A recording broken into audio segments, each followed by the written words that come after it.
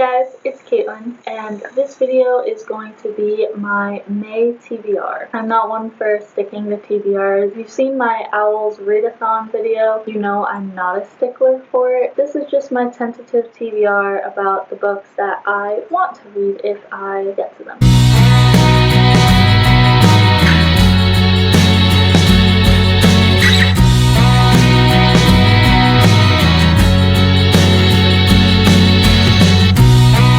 So the first book that I have actually already started reading. My fiance and I read for about a half hour, 40 minutes every night, and I started reading it last night. So I'm about 4 chapters in, and that is The Final Six by Alexandra Moner. This book is about these 24 teenagers that get selected based on their skill levels to go to this training camp so that eventually 6 of them will be the final 6 and they will go to Europa because the world is in shambles in this world as well. This is a sci-fi dystopian type novel, and I love dystopians, but sci-fis I'm always a little hesitant about, but for some reason I just kept getting drawn to this book, so I'm really excited to read this, and the more I read, the more I want to read of this book, so I'm super excited to finish this. The next book on this list is a book that I've been wanting to read for a while, and I actually got about 75 pages in before I just got into a really bad reading slump and I just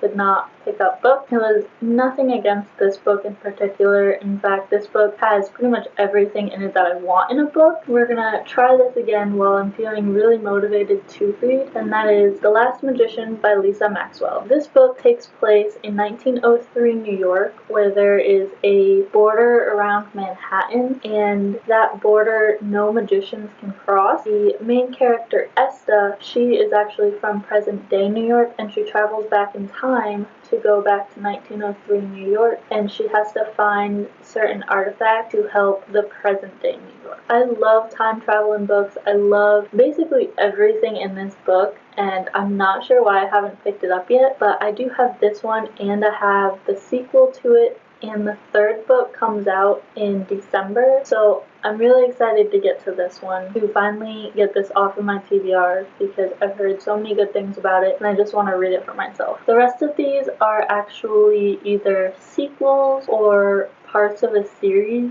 and that is because I'm trying really hard to get better at series, so we are starting that this month. I don't know if it's gonna work, but I'm trying. So the first book of this is the first one in a series, but it does have a novella before it that I am currently reading and I'm almost done with. So that is Throne of Glass by Sarah J. Maas. I've been reading The Assassin's Blade since January, and it's not that it's a bad book. I don't like novellas that much, so it takes me a while to read them because I can't stick with it for too long. I'm finally getting through it because I got it on audiobook, so I'm finally getting through The Assassin's Blade, so I'm really excited to pick this up, finally dive into this world because I am one of those rare people that have never read this series, and I'm really excited to. The next book on this list is the 2nd book in a series, and I actually read the 1st book back in November, I think, and I was super excited to get the 2nd one. I've had the 2nd one for months now and I haven't read it, and that is Thunderheads by Neil Shusterman. This is the 2nd book in the Scythe series, and it's a dystopian series where